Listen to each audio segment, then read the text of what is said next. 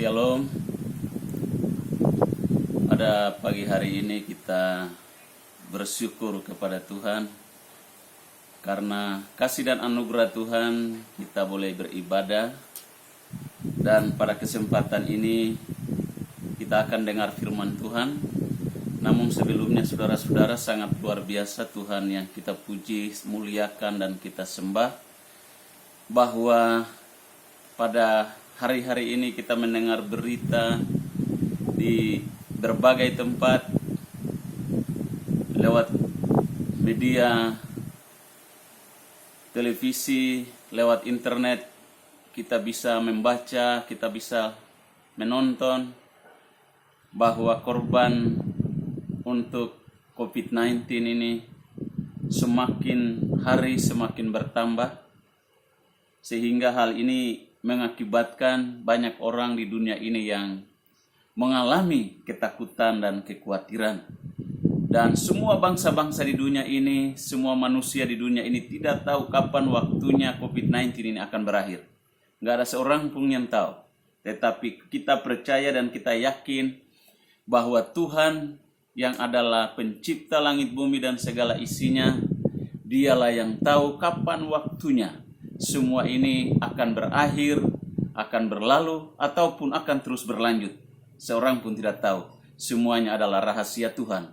Tetapi satu perkara, kita berdoa supaya Tuhan turut bekerja dalam segala sesuatu.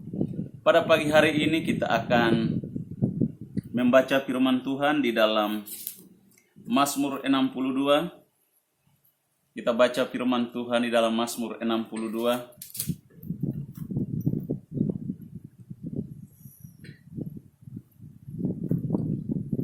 Di dalam Mazmur 62 firman Tuhan pagi hari ini, dalam Mazmur 62 ayat yang ke-9, kita baca sama-sama ayat ini. Mazmur 62 ayat yang ke-9, di sana dikatakan demikian. 2-3. Percayalah kepadanya setiap waktu, hai umat. Curahkanlah isi hatimu di hadapannya.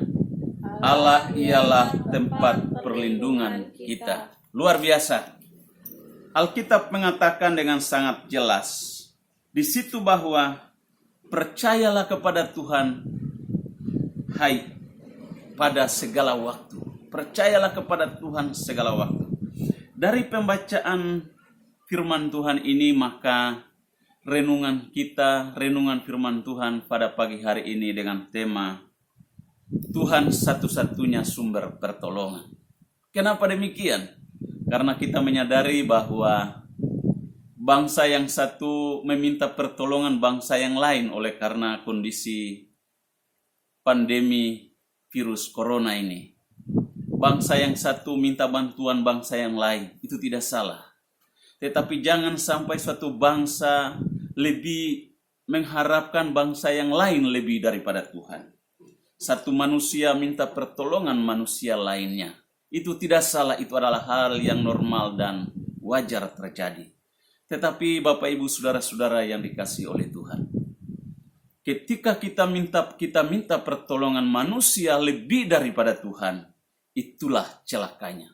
Dan karena itu pada pagi hari ini firman Tuhan mau mengingatkan kepada kita bahwa Tuhanlah satu-satunya sumber pertolongan. Karena Tuhan adalah satu-satunya sumber pertolongan, maka ada langkah-langkah yang perlu kita tempuh untuk mendapatkan pertolongan yang sejati. Ada langkah-langkah yang kita tempuh untuk mendapatkan kepastian pertolongan. Langkah yang pertama tadi kita sudah baca, di situ dikatakan, langkah yang pertama di sana dikatakan bahwa percayalah kepadanya setiap waktu. Itu langkah yang pertama. Percaya kepada Tuhan setiap waktu. Artinya kita anak-anak Tuhan, orang-orang Kristen dimanapun kita berada, kita percaya kepada Tuhan. Tidak pada suatu dasawarsa tertentu. Tidak pada saat hanya kita senang lalu kita percaya kepada Tuhan. Bukan hanya pada saat kita susah lalu kita percaya kepada Tuhan. tetapi justru pada saat kita susah, pada saat kita senang, pada saat ada masalah, pada saat tidak ada masalah, kita tetap percaya kepada Tuhan. Karena Tuhanlah sumber pertolongan itu. Karena itu percaya.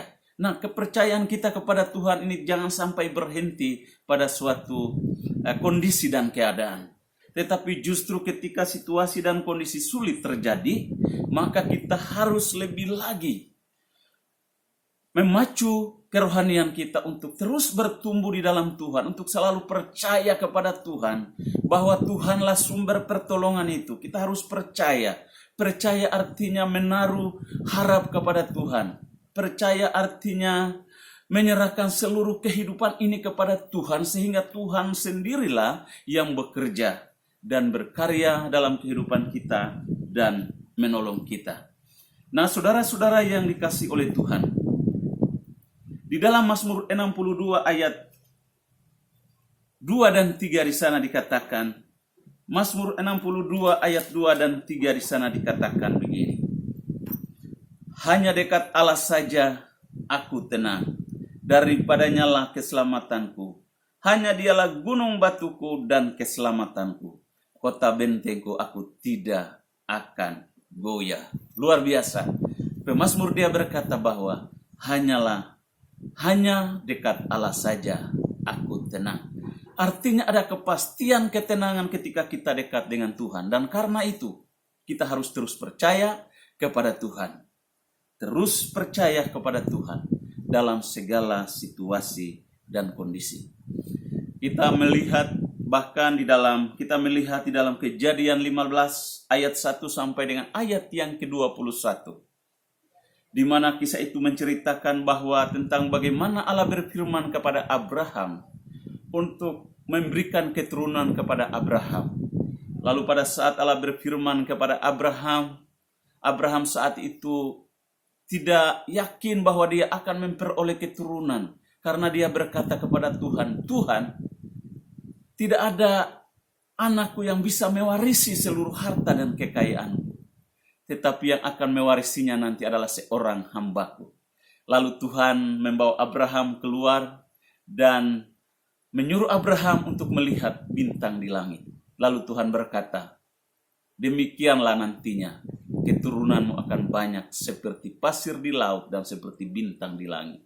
Lalu di dalam ayat yang kelima di sana dikatakan bahwa lalu percayalah Abraham dan hal itu diperhitungkan sebagai kebenaran. Nah, Bapak Ibu, saudara-saudara yang diberkati oleh Tuhan, Abraham dia percaya kepada Tuhan dan Tuhan memperhitungkan itu sebagai kebenaran. Dan karena itu di tengah-tengah kondisi dan keadaan pandemi COVID-19 yang mewabah saat ini di seluruh dunia, di seluruh permukaan bumi ini, semua manusia dalam keadaan khawatir, takut, bimbang, kecewa, ragu, dan bagaimana caranya untuk bisa keluar dari persoalan ini. Tapi satu perkara, ada solusi yang Tuhan berikan. Ada langkah yang tepat yang firman Tuhan ajarkan kepada kita pada pagi hari ini, yaitu kita harus percaya kepada Tuhan. Kepercayaan kita kepada Tuhan adalah setiap waktu tanpa dibatasi oleh situasi dan kondisi, oleh keadaan apapun itu bentuknya, seperti saat ini kita tetap percaya kepada Tuhan. Nah, Bapak Ibu saudara-saudara yang dikasihi oleh Tuhan, saya tidak tahu tentang kondisi dan keberadaan saudara pada hari-hari ini. Apakah saudara dalam kondisi mewabahnya COVID-19 pada saat ini? Apakah Bapak Ibu saudara-saudara masih tetap percaya kepada Tuhan dengan kokoh, dengan penuh keyakinan, ataukah kualitas iman percaya saudara mulai merosot, mulai menurun, mulai tergeser? Hal itu yang tahu adalah diri kita sendiri. Dan karena itu hari-hari ini lebih banyak lagi mendekatkan diri kepada Tuhan. Karena pemazmur Daud dia sendiri berkata, hanya dekat Allah saja kiranya aku tenang. Daripadanya lah keselamatanku. Dialah gunung batuku dan kota bentengku. Haleluya. Lalu langkah yang kedua, supaya kita mendapatkan pertolongan yang sejati. Langkah yang kedua, supaya kita mendapatkan kepastian pertolongan. Di dalam Mazmur 62 tadi, ayat yang ke-9 bahagian B, di situ dikatakan bahwa curahkanlah isi hatimu di hadapan Tuhan. Langkah yang kedua adalah curahkan isi hati kita di hadapan Tuhan. Mencurahkan isi hati merupakan hal yang alkitabiah, karena firman Tuhan yang mengajarkan kepada kita supaya kita mencurahkan isi hati kita kepada Tuhan. Saudara-saudara, ingat kisah tentang Hana. Pada saat Hana dia disakiti oleh madunya, setiap tahun suaminya mengajak mereka pergi untuk ke rumah Tuhan untuk beribadah kepada Tuhan. Tetapi Alkitab mengatakan di dalam kitab 1 Samuel pasal 1, di situ dijelaskan dengan sangat jelas bahwa ketika mereka selesai makan, ada seorang yang namanya Hana. Dia berlama-lamaan di dalam rumah Tuhan. Rupa-rupanya dikatakan bahwa dia berdoa kepada Tuhan. Karena begitu pedihnya hatinya. Sehingga dia berdoa sambil menangis terseduh-seduh, kata firman Allah di dalam 1 Samuel pasal 1. Oleh karena begitu pedihnya hatinya, dia menangis di hadapan Tuhan. Dia berdoa kepada Tuhan dengan tanpa kedengaran suaranya. Lalu Imam Eli menyangka Hana ini dia mabok anggur. Lalu kemudian Imam Eli berkata kepada Hana, berhentilah dari mabokmu itu. Tetapi apa yang terjadi dalam kisah itu?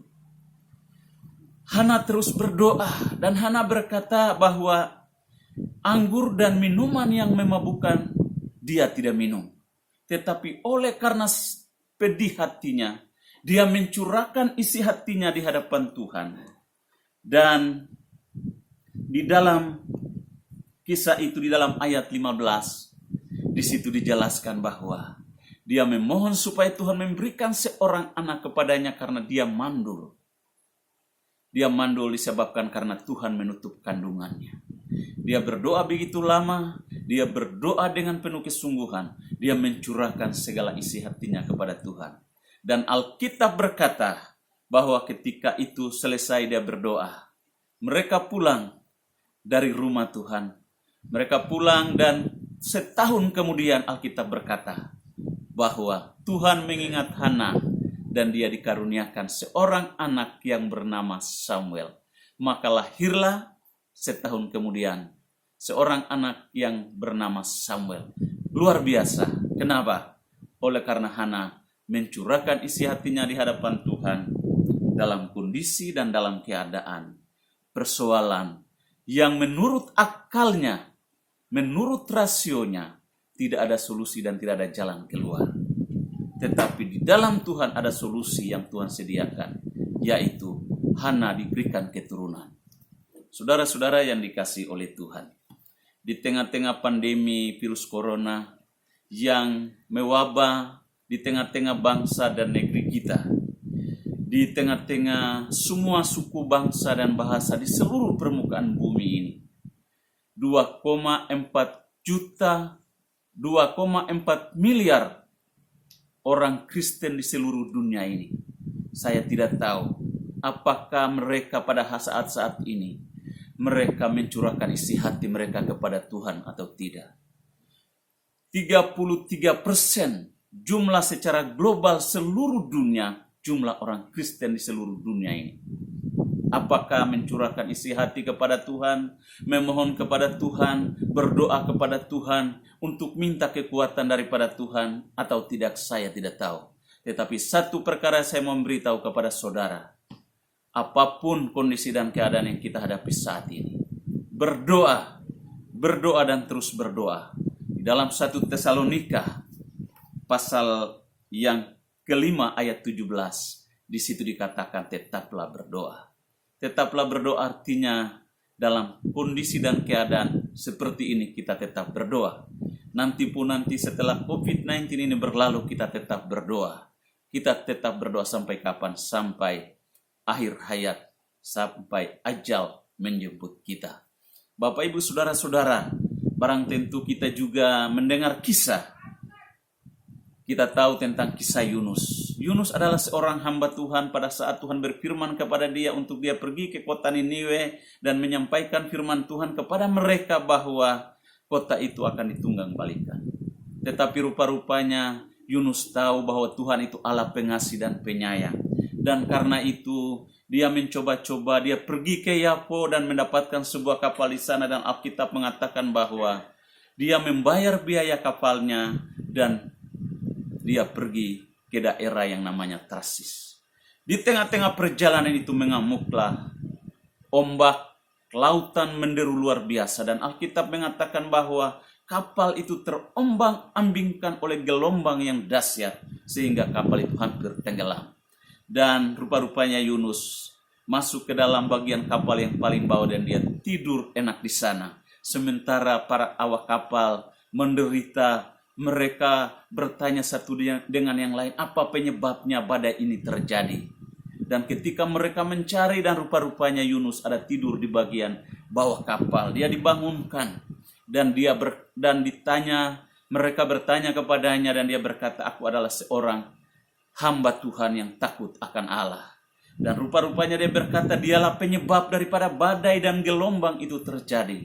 Lalu mereka bertanya kepada Yunus, apa yang harus kami perbuat? Yunus berkata, angkatlah kami, angkatlah aku dan campakkanlah ke dalam laut. Maka laut ini akan menjadi tenang. Dan mereka melakukan itu. Mereka membuang Yunus ke dalam laut itu. Dan seketika itu juga Alkitab mengatakan bahwa seketika itu juga lautan itu menjadi tenang. Dan rupa-rupanya di situ atas penentuan Tuhan datanglah seekor ikan paus dan menelan Yunus. Lalu luar biasanya di dalam kitab Yunus ini, di dalam Yunus pasal yang kedua ayat 1 sampai dengan ayat yang ke-10.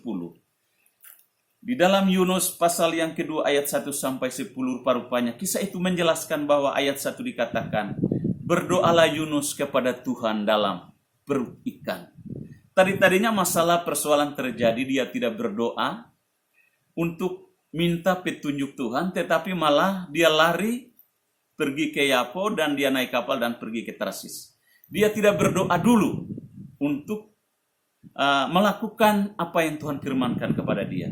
Tetapi rupa-rupanya ketika masalah sudah terjadi, yaitu ketika dia sudah berada di dalam perut ikan, Alkitab mengatakan, barulah dikatakan bahwa berdoalah Yunus kepada Tuhan dari dalam perut ikan itu. Dia bersyukur kepada Tuhan bahwa di tengah-tengah dunia orang mati, dia masih berdoa kepada Tuhan. Secara manusia, secara akal sehat, secara rasio, tidak ada harapan bagi Yunus untuk bisa selamat. Karena dia sudah ada dalam perut ikan. Dia tidak tahu kapan waktunya dia akan keluar dari dalam perut ikan itu. Dia tidak tahu. Nah, Bapak Ibu Saudara-saudara yang dikasihi dalam Tuhan, ketika kita merenungkan kisah ini, yang Yunus tahu adalah Tuhan satu-satunya sumber pertolongan. Dan karena itu dia mencurahkan isi hati. Dan karena itu dia berdoa kepada Tuhan dari dalam perut ikan. Dia berdoa, dia berkata, Tuhan, di dalam kondisi ini dia masih berseru dan memohon pertolongan Tuhan.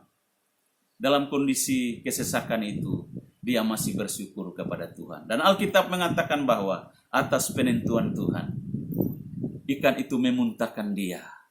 Dan dia selamat dari bahaya kematian. Bapak, Ibu, Saudara-saudara yang diberkati oleh Tuhan, pada kesempatan yang indah ini, saya sebagai hamba Tuhan mengajak kepada semua anak-anak Tuhan, semua umat Tuhan di berbagai tempat, di setiap suku, bangsa, dan bahasa. Dalam kondisi dan keadaan ini sepertinya kita berada di tengah-tengah perut ikan. Seakan-akan kita berada di posisi Yunus. Kita tidak tahu kapan waktunya COVID-19 ini akan berakhir.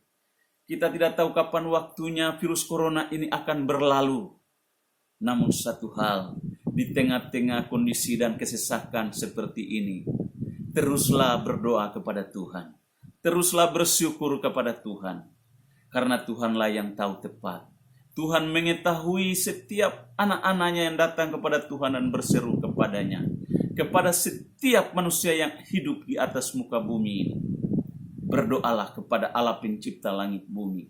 Saya tidak mau tahu apa agama saudara, apa suku bangsa saudara, apa status sosial saudara, apapun asal saudara, saya tidak mau tahu. Satu perkara yang saya mau beritahu kepada Bapak Ibu Saudara adalah bahwa saudara berdoa kepada Allah yang hidup, Allah pencipta langit bumi. Di dalam kondisi dan keadaan kesesakan ini, berdoalah kepada Tuhan. Maka Tuhan akan mengulurkan tangannya, memberikan pertolongan kepada semua kita yang hidup di tengah-tengah permukaan dunia ini. Saudara-saudara yang diberkati oleh Tuhan Yesus Kristus. Firman Tuhan mengatakan di dalam Markus 14 ayat 38. Di situ dikatakan Markus 14 ayat 38, di sana dikatakan, berjaga-jagalah dan berdoalah supaya kamu jangan jatuh ke dalam pencobaan. Roh memang penurut, tetapi daging lemah. Dalam kondisi seperti ini, roh kita inginnya selalu bersekutu dengan Tuhan. Tetapi sudah pasti keinginan daging kita akan berjuang di dalam diri kita untuk melumpuhkan rohani kita. Sehingga waktu-waktu yang kita sudah luangkan untuk berdoa bisa tersita habis dengan segala perkara-perkara yang sia-sia. Dengan hal-hal yang tidak berarti. Dan karena itu melalui renungan firman Tuhan pada pagi hari ini, yakinkan diri saudara bahwa kita selalu mencurahkan isi hati kita kepada Tuhan. Kita selalu berdoa kepada Tuhan. Daripada saudara curhat sama tetangga, daripada saudara curhat sama suami orang, curhat sama istri orang, nanti di belakangnya dia cerita sama orang lain lagi. Lebih baik saudara curhat sama Tuhan. Ketika kita curhat sama Tuhan, Tuhan yang pegang kendali kehidupan kita. Dia akan melakukan yang terbaik dari sebatas yang kita tahu baik. Karena dia Allah yang maha tahu. Karena itu, terus berdoa dan berdoa kepada Tuhan. Di dalam Yudas 20, di sana dikatakan begini. Bangunlah dirimu sendiri di atas dasar imanmu yang paling suci. Dan berdoalah dalam Roh Kudus. Berdoalah dalam Roh Kudus. Kiranya Roh Kudus memimpin saudara, memimpin saya untuk kita terus berdoa dalam Roh Kudus. Kadang-kadang mungkin kita berkata kita tidak tahu bagaimana caranya berdoa. Tetapi saudara, percayalah, firman Tuhan katakan, roh yang ada di dalam kita, dia akan membantu menyampaikan permohonan-permohonan kita, keluh kesah kita yang terucapkan itu kepada Bapa yang ada di sorga. Luar biasa, itulah langkah yang kedua, supaya kita mendapatkan kepastian pertolongan dari Tuhan. Lalu langkah yang ketiga, untuk kita mendapatkan pertolongan yang sejati atau kepastian pertolongan dari Tuhan. Di dalam Mazmur 62 ayat 9 bahagian C, di situ dikatakan bahwa Allah ialah tempat perlindungan kita. Allah ialah tempat perlindungan kita.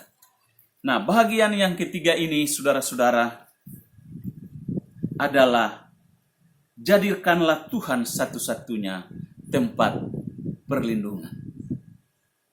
Di dalam Mazmur 62 ayat yang ke-11, di situ dikatakan begini. Janganlah percaya kepada pemerasan, janganlah menaruh harap yang sia-sia kepada perampasan. Apabila harta makin bertambah, janganlah hatimu melekat padanya. Nah, saudara-saudara, pemazmur sementara bermazmur tentang kerinduannya kepada Allah. Lalu apa hubungannya dengan hati jangan melekat kepada harta?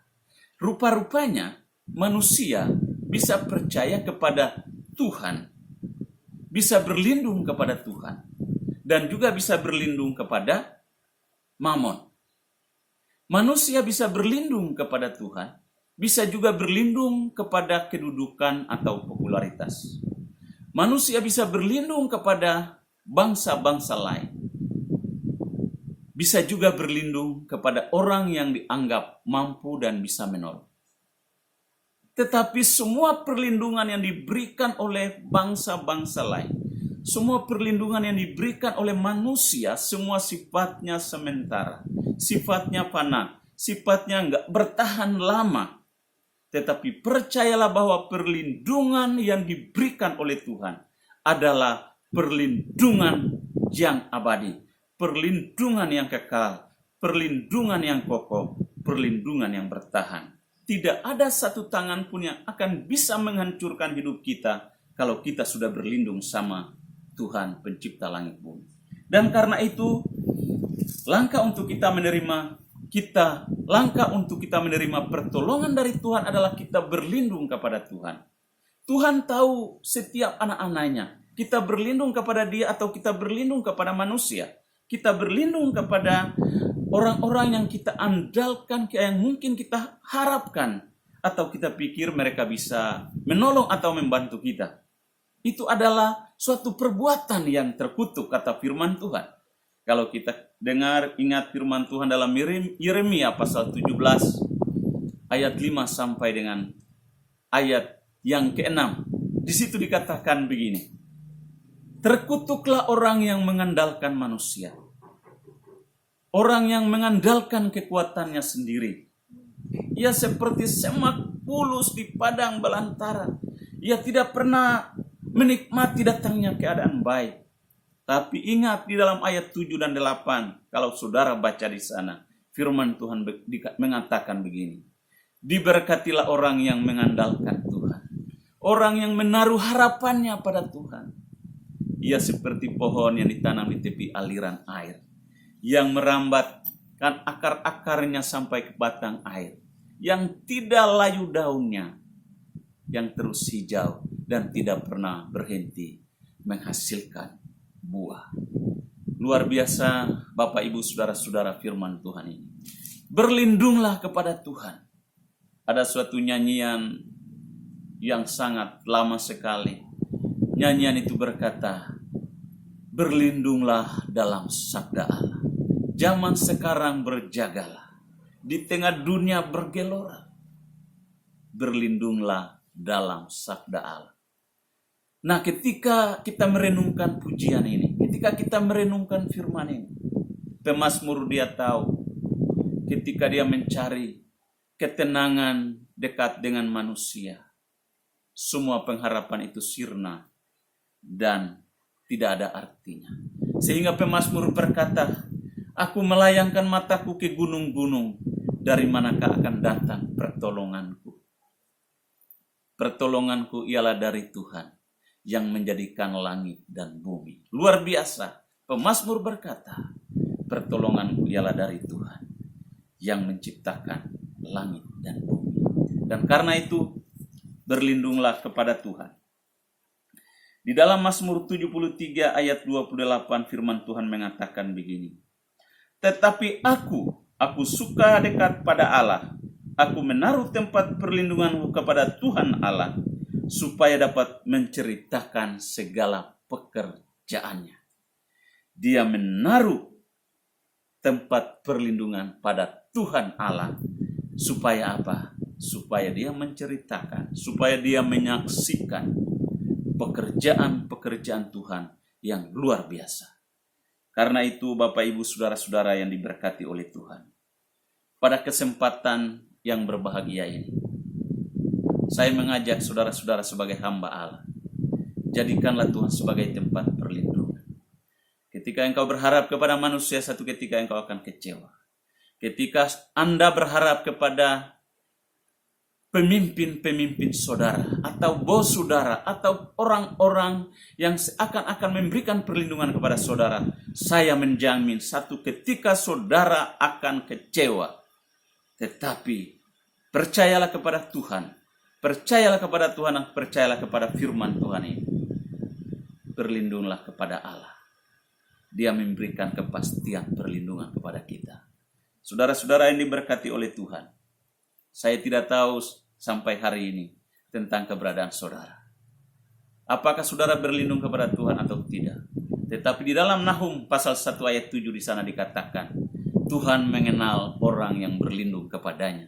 Di dalam Nahum 1 ayat 7 bagian terakhir di situ dikatakan, Tuhan mengenal orang yang berlindung kepadanya.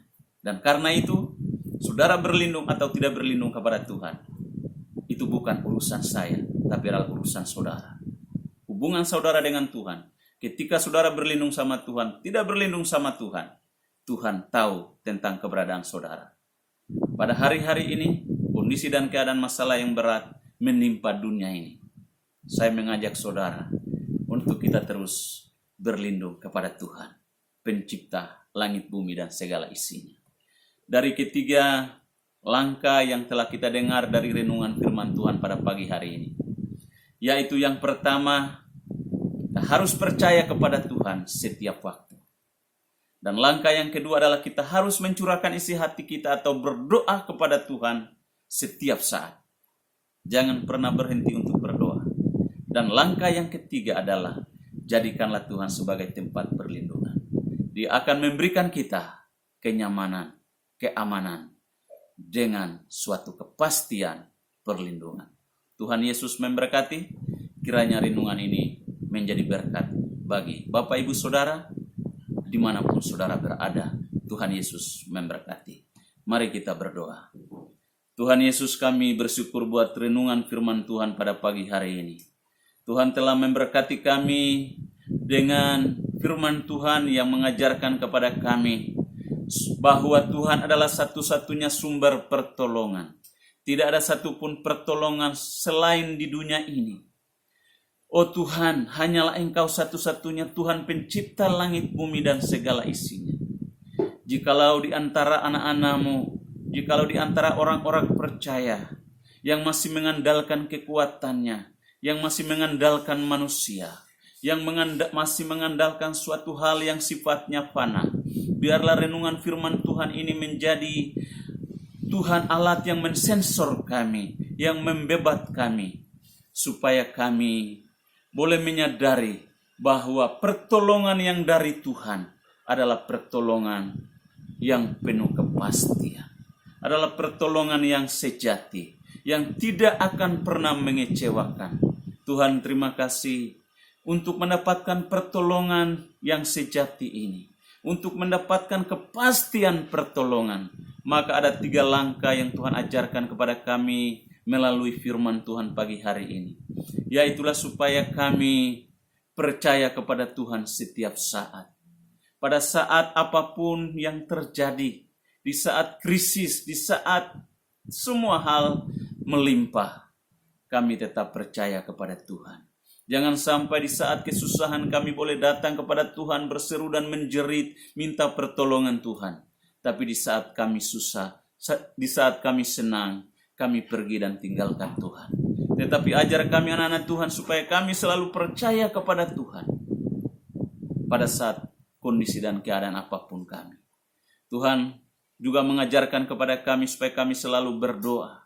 Kami tetap berdoa, kami selalu mencurahkan isi hati kami kepadamu ya Tuhan. Karena ketika kami berseru memohon pertolongan Tuhan, matamu dan hatimu terarah kepada doa kami apabila kami berdoa dengan sungguh-sungguh. Tuhan, terima kasih buat firman Tuhan langkah kedua ini.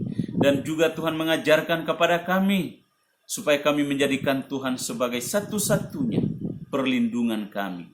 Di dunia ini mungkin ada banyak hal yang kami andalkan. Mungkin harta, kekayaan, bahkan segala hal yang di dalam pemikiran kami bahwa itu dapat melindungi, memberi kenyamanan, ketenangan buat kami. Tetapi firman Tuhan mengatakan bahwa semua hal di dunia ini adalah sifatnya fana dan sementara. Dan karena itu Tuhan membawa kami memiliki sebuah pandangan yang luas jauh ke depan. Memandang kepada Tuhan yang adalah sumber pertolongan. Sebagaimana pemazmur dia berkata, hanya Tuhanlah yang memberikan pertolongan kepadanya. Tuhan, hari-hari ini Engkau yang tahu akan keberadaan kondisi kami. Entah kami berlindung kepada Tuhan atau tidak berlindung kepada Tuhan. Firman Tuhan mengatakan dalam